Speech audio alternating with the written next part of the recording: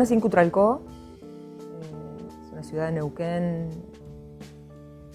Para mí, Cutralcó tiene una potencia onírica fuertísima, por lo tanto poética. A veces siento que nunca dejé de vivir en Cutralcó, en realidad sueño con Cutralcó, mis sueños son siempre en Cutralcó. Nunca hay un río ni un álamo en los sueños, nunca. Hace más años que vivo en realidad en Neuquén que Cutralcó. En Cutralcó pasó mi infancia y mi adolescencia. Nací en el 63, en junio. Dice mi mamá que tuvo que ir a una partera, nací en casa, en la casa de ellos, digamos. Era invierno, pero siempre mi mamá cuenta que ella recuerda de estar en plenas contracciones y de estar mirando las rosas. Tenía rosas afuera que cuidaba muchísimo, con mucho amor, porque estaba en invierno, empezando, entonces siempre tengo ese recuerdo, ¿no? Como a veces hasta creo recordar las rosas. Capaz que ahí empieza la cuestión poética, ¿no? Con la invención. Pasé toda mi infancia, escuela, secundaria, todo común y corriente. Lo único creo que era distinto del resto de las chicas y de los chicos era que yo leía muchísimo. O sea, dejaba de hacer cosas por leer, no era una ermitaña aún, pero que yo dejaba de ir a saltos, ¿no? Esos bailes que se hacían y qué sé yo, porque estaba como muy prendida en alguna novela o en poesía, leía muchísimo. Era muy difícil en ese momento, cuando yo empiezo, digamos, a estar como más metida en la lectura, conseguir libros, porque había una sola editorial, una sola librería, que era Siringa en ese momento, y después con la dictadura incluso ellos salen expulsados, digamos, de la ciudad, se van a México, creo, y no hubo más librería. Entonces recuerdo que para mí fue fundamental que mi papá y mi mamá me compraban por correo colecciones enteras de libros, por eso tengo todavía colecciones de libros de Editorial Losada, del Centro Editor de América Latina. Entonces me leí todos los clásicos que se pudieran leer, tanto europeos como latinoamericanos. Leer, para mí, lo menciono porque para mí leer me llevó a escribir. Quizás primero como una imitación infantil, como una búsqueda de expresión, y luego porque uno empieza así, como cuando empezás a caminar, confusamente y con los poquitos elementos que tenés. Y luego lo que soy, ¿no? Para mí no es escribir poesía es vivir, ¿no? Entonces, en ese momento no lo tenía tan claro, pero sí recuerdo el gozo con que yo escribía, o sea, con que llegaba a poder escribir cositas. Recuerdo que en ese momento había pequeños poemitas muy relacionados con cosas anecdóticas, ¿no? Con cosas que me pasaban, pero la lectura fue fundamental, fue fundamental. Me parece que no escribiría de esta manera si no hubiera nacido en Cutralcó, por ejemplo. O sea, Cutralcó, que es agua y fuego en mapuche, un poco de esa agua, un poco de ese fuego está en cada uno y en cada una de los que nacimos ahí. Es un lugar mítico, pleno de leyendas, sobre todo mapuches, y vos vas creciendo con eso, con esas leyendas, ¿no? O sea, van siendo parte de ese crecimiento. Y después, ¿cómo lo desenhebras? O sea, queda enhebrado en vos, o sea, no hay manera. Ahí no me parece raro tampoco, me parece súper coherente que se haya originado esta forma de protesta que es el piquete, digamos, como una forma de expresión de dejar salir un poco ese fuego, o sea, era que se llamaban fogoneros en ese momento, ¿no? Y la gran pueblada, que el otro día hizo ya 15 años esa gran pueblada. Bueno, esas cosas te van formando y van saliendo sí o sí en tu escritura. Se van destilando, ¿no? Y aparecen.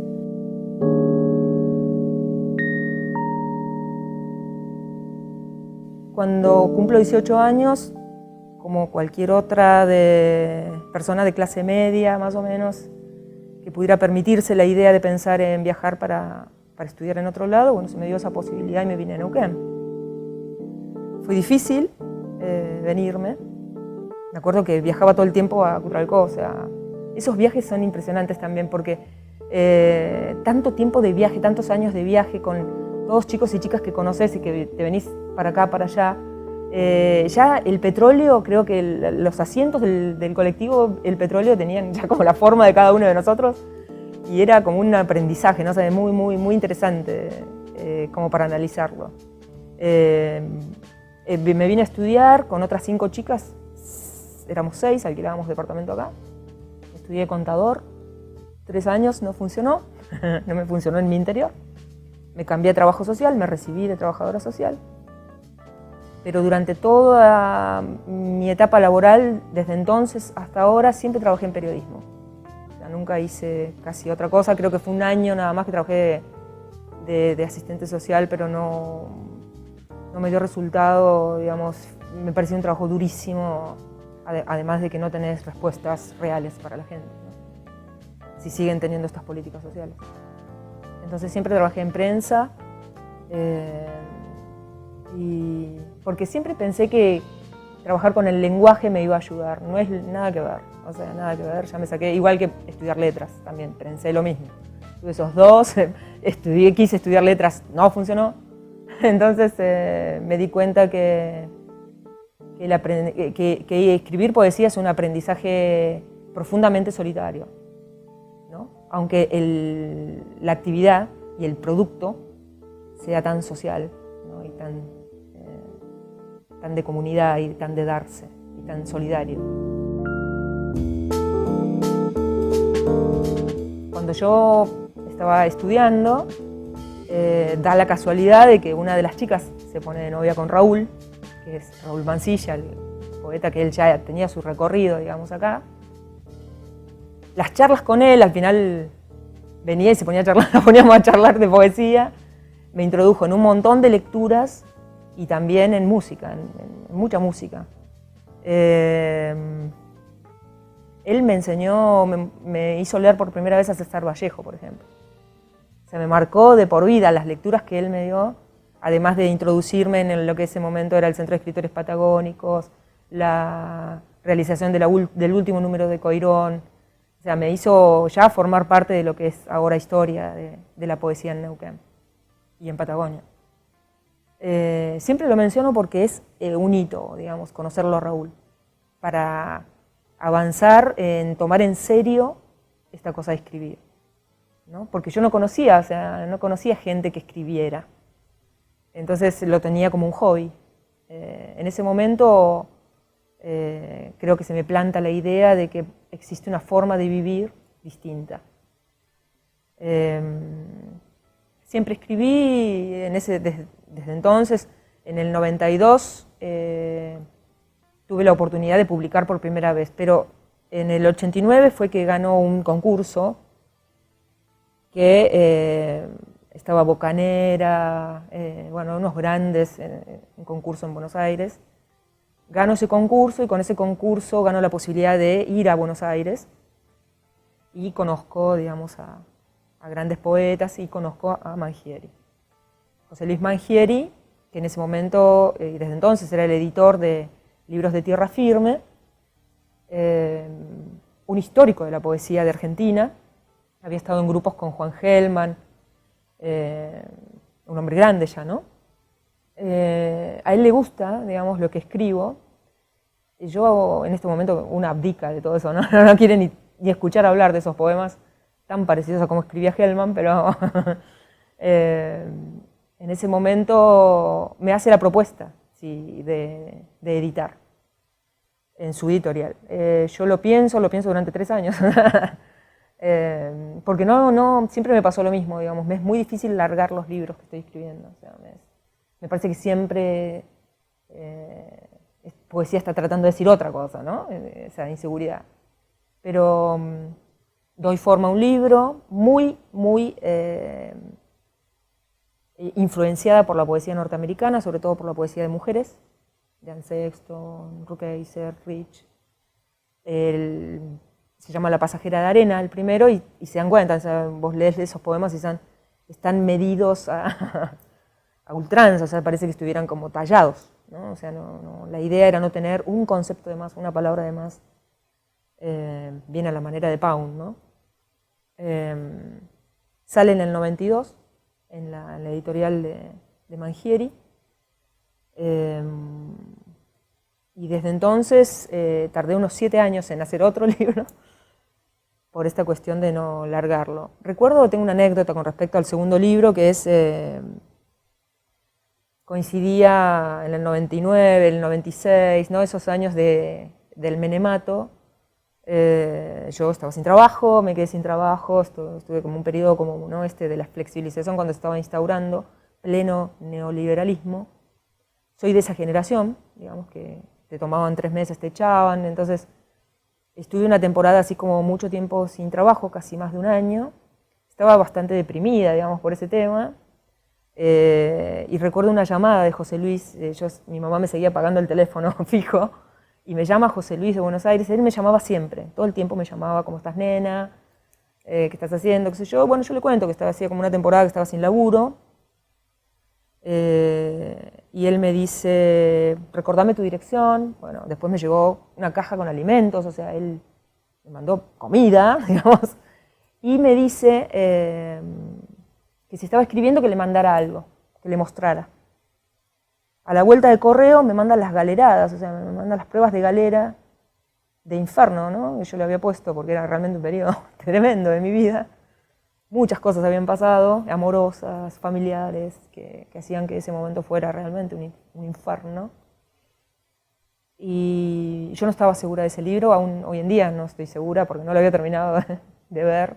Y no estaba segura porque, como digo en un poema del libro, lo tenía todavía muy cerca de la emoción, o sea, era un libro que no podía todavía dejar ir en ese sentido, ¿no? No lo podía ver con objetividad. Ahí está mi segundo libro, 99. No me cobró un centavo, lo saca él, cosa que siempre quiero recordar porque la generosidad, la caballerosidad de José Luis Mangieri más eran su poética, ¿no? Esa manera de vivir era su poética, por eso de él aprendo también muchas cosas, esta manera de vivir poéticamente, ni en poesía, ni con poesía, ni por poesía, sino poéticamente, liso y llano, que la poesía sea el vivir, y si escribís, un bonus genial, genial. Pero si no escribís, igual, sos poeta. Cuando estaba estudiando en la universidad, estuve muy involucrada en la movida estudiantil, fui consejera estudiantil de la Facultad de Ciencias Sociales. Lo marco porque fueron épocas, yo estuve en la universidad incluso un año antes de que volviera la democracia, y fueron tiempos de mucha lucha, ya de antes del 83. Entonces fueron momentos difíciles, momentos donde todos los aparatos represivos estaban armados y armadísimos, y creo que aún hoy en día algunas partes siguen, y eran momentos difíciles donde activar en esos momentos era ponerte a prueba todo el tiempo.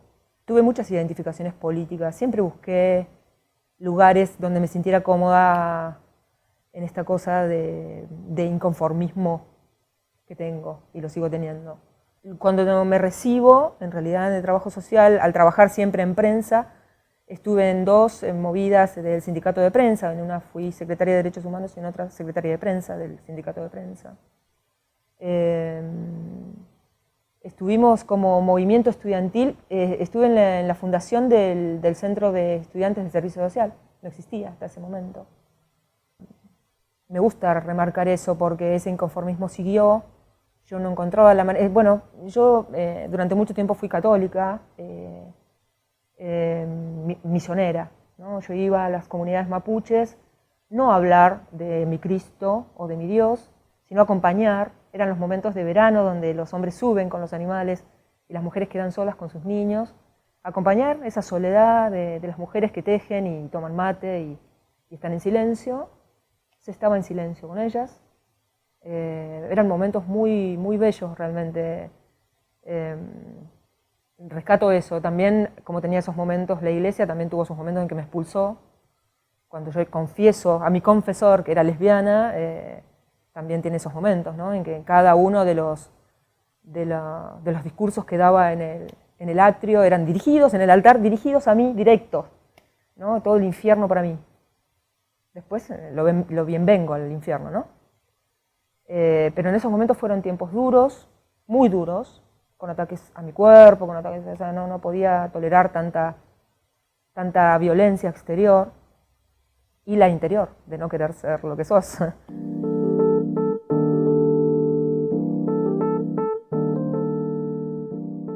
Empiezo a leer de feminismo. Notaba las diferencias desde pequeña, notaba las diferencias, pero no tenía los argumentos ni los textos ni como para darme cuenta de qué pasaba. Notaba que el mundo yo no cabía en ese mundo. Y pensaba que era porque era lesbiana y en realidad eran las dos cosas. También era porque era mujer. Yo discutí toda mi vida, mi mamá piensa que yo soy como súper discutidora porque le decía por qué mi hermano no limpiaba o lavaba los platos como yo, ¿no? Esas cosas. Cuando ya en la treintena descubro los textos fundamentales del feminismo y me empiezo a explicar un montón de cosas. Si ustedes leen mis libros son anteriores y ya hay como una cosa ahí de preguntarme, ¿no? En Estarse sola, por ejemplo, es un poema donde yo digo que abrí los ojos y me di cuenta que había llegado a un mundo equivocado, ¿no? Y ya estaba esa cosa de darte cuenta en germen. Los textos, las teóricas del feminismo, las pensadoras del feminismo, el feminismo como una praxis de pensamiento y política, me empieza a dar esa contención que yo estaba buscando, ¿no? A conformarme, digamos, a darme cuenta de por dónde venía en mi vida esa lucha. La empiezo a meter por ese lado, como feminista, pero no como una feminista según el modelo que el patriarcado tiene, digamos, ¿no? Que vende, que el feminismo es lo mismo que el machismo. El feminismo intenta liberar, el machismo intenta explotar, esclavizar. El feminismo intenta liberar, no a las mujeres solamente, a todos de los roles que nos vienen impuestos desde esta construcción de esta cultura, ¿no? Y me parece que nos oprimen a los dos, a hombres y a mujeres, nos oprimen. Es verdad que existe mucha más violencia y violencia de todo tipo, física y simbólica, más sobre las mujeres, pero me parece que el rol que tienen los varones es tremendamente violento. Ese feminismo me permite ir abriendo los ojos a un montón de situaciones y me impele hacia el activismo lésbico. El activismo lésbico no busca que todas sean lesbianas, sino liberar la propia vida. Es la micropolítica de Foucault, ¿no? Es liberar en lo pequeño la propia vida. Lo logro, digamos, he ido liberando en gran parte. Fueron 4 o 5 años de activismo con Fugitivas del Desierto, que era el grupo que tenía. Y también nos dimos cuenta de una cosa con Fugitivas, que el patriarcado oprime integralmente. El patriarcado te oprime como lesbiana, como mujer, como trabajadora, como clase media, como pobre, ¿no? Te oprime de una sola vez. ¿Y nosotros cómo respondemos desde el espíritu revolucionario? Por compartimentos. Por un lado va la clase, por el otro van la disidencia sexual, por el otro van las mujeres, por el otro van los... ¿no? Nunca lo vamos a tirar así. Entonces, si no cambiamos todo, no, el estado de cosas va a seguir igual.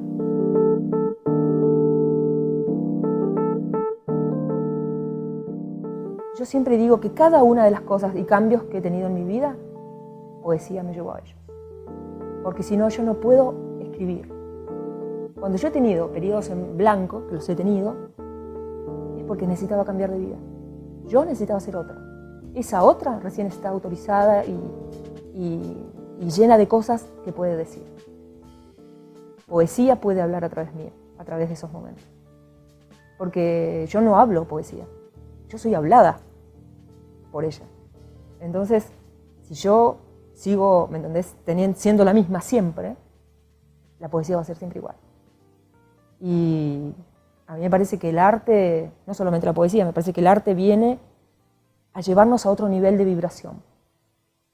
A un nivel de vibración donde valga la pena ser de esta especie. En el que estamos no vale la pena.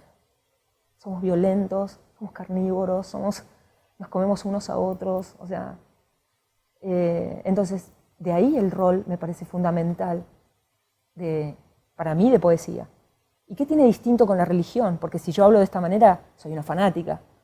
Lo que tiene distinto con la religión es que la religión esclaviza y la poesía te libera. No te dice quién tenés que ser, te dice tenés que ser otro.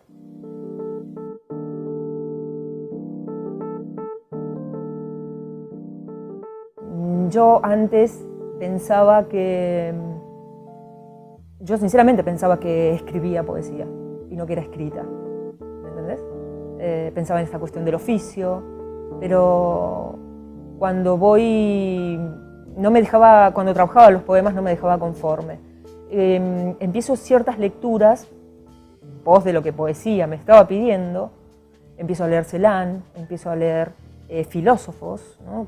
Mucha filosofía, Spinoza, mucha filosofía, Blanchot, entonces buscando no qué decir, sino lo que no se dice, ¿no? Y no el silencio, lo que no se dice no es silencio. Entonces, en esas búsquedas, en ese silencio que a mí se me propone interior, es que aparece el ritmo. Yo tenía que estar callada para escuchar el ritmo.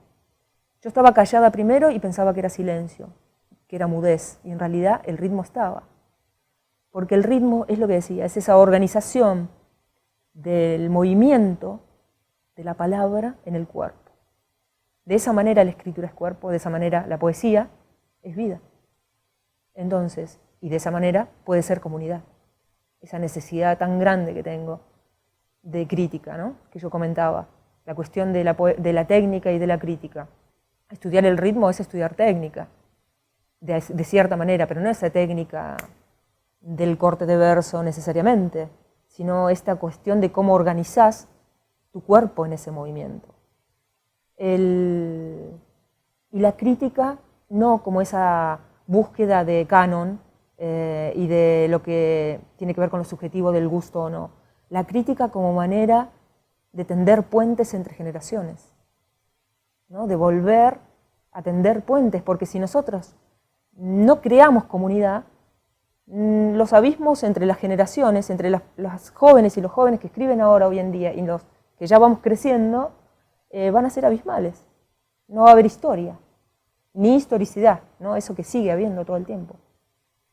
Entonces yo te decía, descubrir que el ritmo es parte de mi cuerpo, que poesía es ese ritmo de mi cuerpo, que me lleva a un determinado estado de vibración, es una manera de vivir poderosa, extraordinaria. O sea, yo agradezco, te juro, yo me levanto y abro los ojos para agradecer esa bendición, pero de verdad lo hago.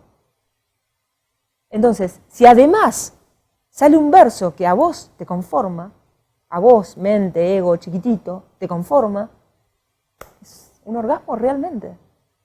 Es algo para agradecer cada minuto.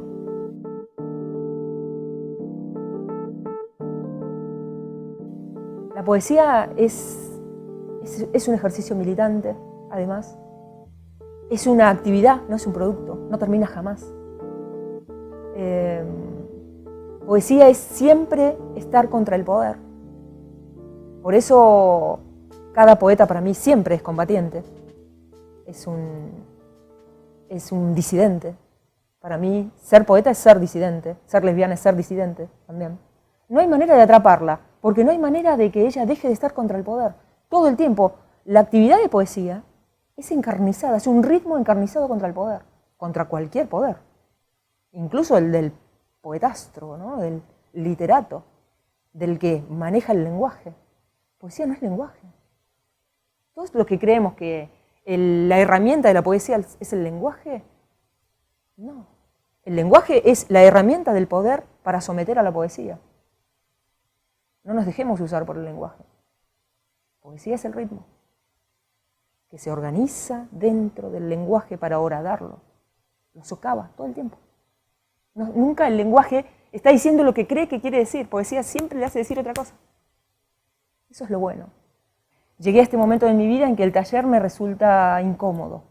El taller me resulta incómodo porque siempre hay alguien que tiene un poquito más de saber en el taller y que va y lo comparte.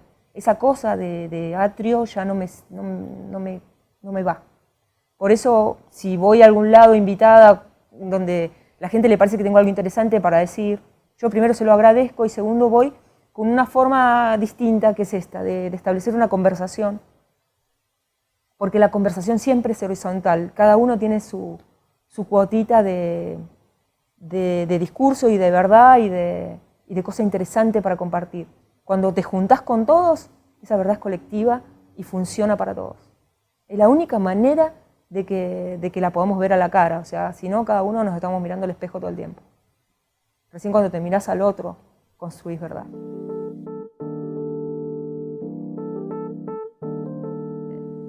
Pensar en estos temas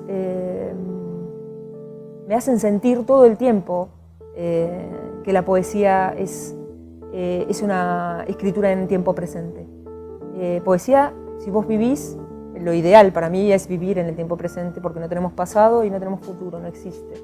Son ficciones como es una ficción el mundo tal como está construido. Por eso es lo bueno, darte cuenta, cuando vos te das cuenta que es una ficción, esta construcción, es porque el germen de destrucción de ese mundo y de posibilidad de otro está naciendo. Entonces, eso es lo que me gusta de poesía. Poesía te siembra ese germen y no va a parar hasta que estalle en vos, siendo vos otra. Cuando vos cambiás, cambia todo. Todo empieza a cambiar, como el dominó.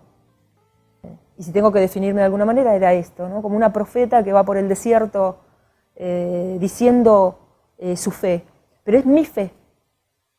Es mi fe. No busca contagiarse. Es a lo que arribé en este momento. Es una fe situada. Es una fe de este momento. También la fe en presente. Entonces, esa fe que no busca evangelizar, no busca groupies ni clubes de fans, y una fe heterodoxa, ¿no? Jamás hecha de ortodoxia. Es una fe que saca verdades de todos lados para darse cuenta que todas ellas son ilusión. Moverte en la ilusión es subversivo. Es subversivo. Es esa otra realidad, ¿no? Ese otro mundo del que hablaba aquel poeta. Moverse también es una ilusión. El viaje es una ilusión. Yo amo viajar, pero no es necesario mover el cuerpo físico para viajar. Cuando viajas, una no va atravesando límites, los va expandiendo, ¿no? Yo no creo en los límites más que en la falta de libertad. Ese es el límite, es la falta de libertad. El pensamiento único, el pensamiento fascista, son límites. Y son fácilmente advertibles, o sea, vos los ves funcionando. Son los pensamientos discriminadores, por ejemplo. Son los pensamientos de la literatura, por ejemplo. Son los pensamientos de la peor ficción de todas, que es el lenguaje. El lenguaje siempre va a ser herramienta del poder, nunca olvidarlo. Entonces, ir viajando es ir haciendo poesía. La poesía es un viaje. Es un viaje de la una que una era a la otra que va a ser.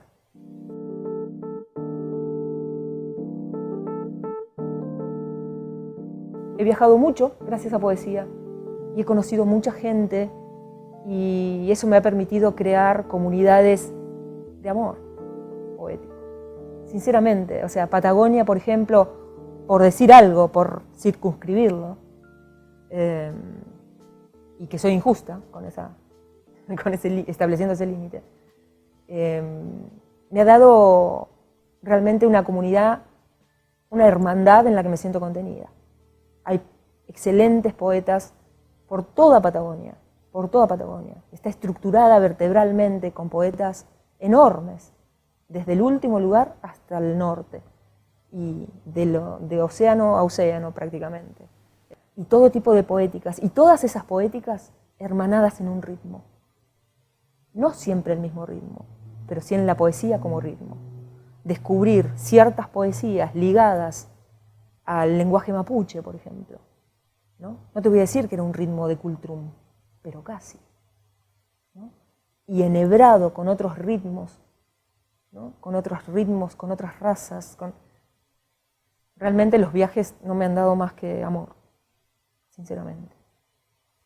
Yo me parece que la poesía en Patagonia está en un momento extraordinario. Ha tenido momentos extraordinarios y creo que está nuevamente en un momento extraordinario, de extraordinaria producción y de bastante circulación entre Patagonia, ¿no? De bastante circulación. Creo que, disculpen, Facebook ha ayudado un poco a eso. Los blogs, la proliferación de blogs, Internet en general, las nuevas tecnologías han ayudado un montón a esto, a conocer más qué se hace en el resto de Patagonia y en el resto del, no sé si del país.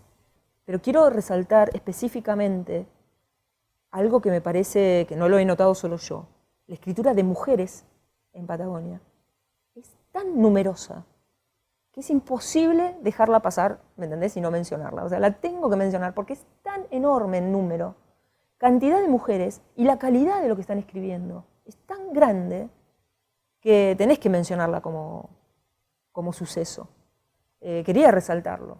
Y mujeres de todas las edades, y de todas las generaciones. Eso lo quería resaltar. De hecho, suelo escribir y suelo ser invitada a charlar sobre estos temas de mujeres y escritura, ¿no? Porque es algo en lo que pienso, es algo en lo que reflexiono todo el tiempo, porque me compete, ¿no? Soy una mujer que escribe y tiene su cosa peculiar y distinta del hombre que escribe, es distinto. No estoy hablando de que, no me estoy metiendo en el berenjenal de la poesía femenina, que no existe tal cosa para mí, pero sí es distinto. Tiene que serlo, somos distintos en una sociedad, somos distintos al escribir.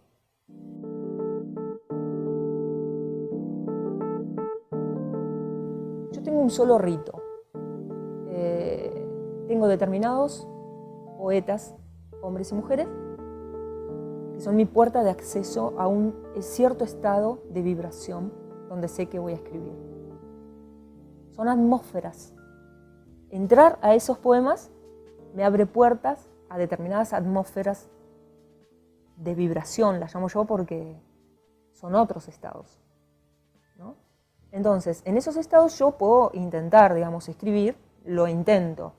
Lo que sale está fuera de mi decisión, siempre, siempre. Incluso cuando yo he querido que mi mente sea la que dirija, no me ha ido bien. No me ha ido bien. En esos estados vibratorios, no me gusta llamarles de inspiración tampoco, pero porque tienen un montón de laburo. Yo leo un montón y hago un montón de cosas para hacer otra, ¿no? Es mucho laburo el que se hace, pero entrar a esos momentos solamente me llevan algunos poetas, hombres y mujeres. Y son momentos en que tengo que estar en completa soledad, en silencio, y ya trabajar los poemas es otra cosa. Una vez que están el germen del poema o lo que ha salido, lo que poesía ha dictado, ya trabajarlo es otra cosa, es otra etapa. Yo para trabajarlos en general lo que me he tomado la mala costumbre de hacer mis petates, agarrar cositas, mochila e irme, viajo, para estar completamente sola. Me voy con un montón de libros y qué sé yo, para ver si poesía, a ver qué me está diciendo en eso que se está escribiendo, ¿no? Seguir estando atenta a ese diálogo que es continuo, no termina nunca. Vos dormís, lo dice Maritza Kusanovic, ¿no? Vos dice que poesía la molesta todo el tiempo, incluso más cuando duerme, ¿no? Y esa actividad continua de poesía es verdad, todo el tiempo te molesta. A veces una trata de estar alienada y se hace la que no oye, pero es una voz continua. ¿Sí? O eso o estoy loca, definitivamente.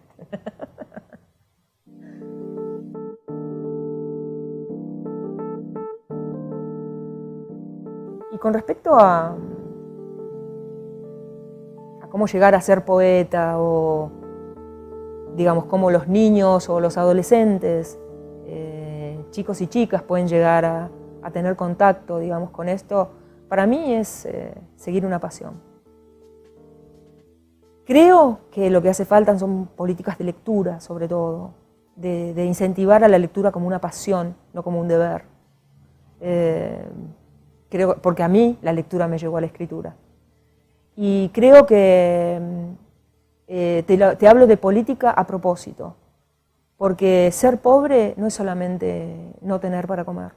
Ser pobre también es no ser escuchado y ser pobre es también no poder expresarte, que no te den las posibilidades, los recursos para poder expresarte, que no te den la posibilidad de ser artista, es ser pobre. Y creo que esas políticas existen y son interesadas, ¿no sabes?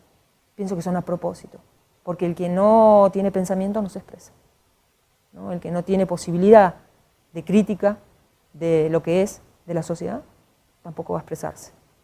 Y lo que buscan el poder es eso, sobre todo, busca mudez, asentimiento, docilidad.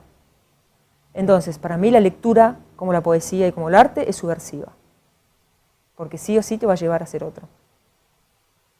La pasión por la lectura, ¿no?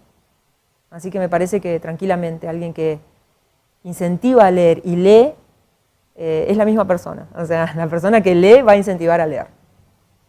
Y creo que hace falta entre las docentes y los docentes despertar ese fuego. Porque solamente que ellos tengan el fuego lo van a poder despertar en sus alumnos.